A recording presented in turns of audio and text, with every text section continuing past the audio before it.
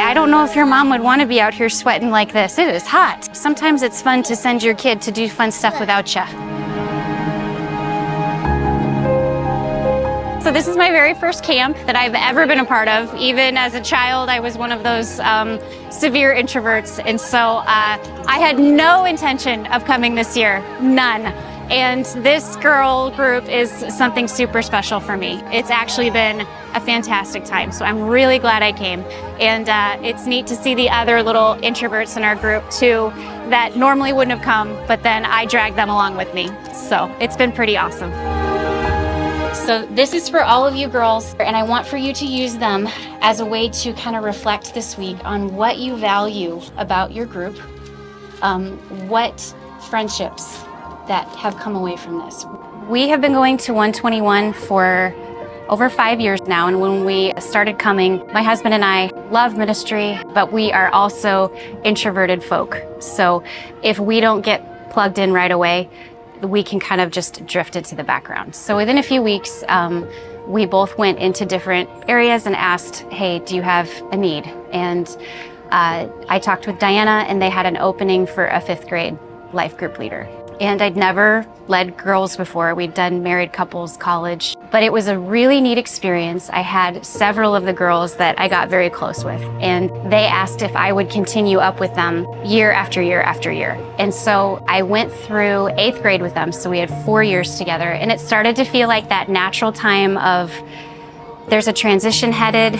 I want for them to have the best experiences possible with potentially different kinds of life group leaders. So we had this, I'm a big believer in when you change something and you transition, you should have some type of ceremony because people hate change, but it's often very good. We need, as a healthy group, to grow. So we have enough for us to build 2 groups, and then I'm gonna be done being your leader after this year, but this is a good thing. We had given a slideshow, cried the tears, said the prayers, and I said as an afterthought, right as they were leaving, oh wait, hold up, you guys are all old enough now to serve as co-leaders in a life group if that's something you're interested in. And I really wanna push you to focus on some type of service.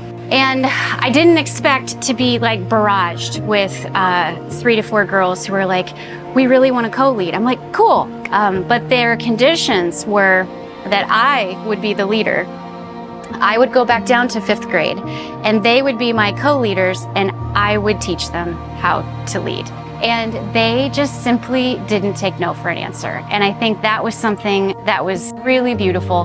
But I tried. I was like, no, I'm tired. I'm done. I did this. I walked it to completion, and I need a break.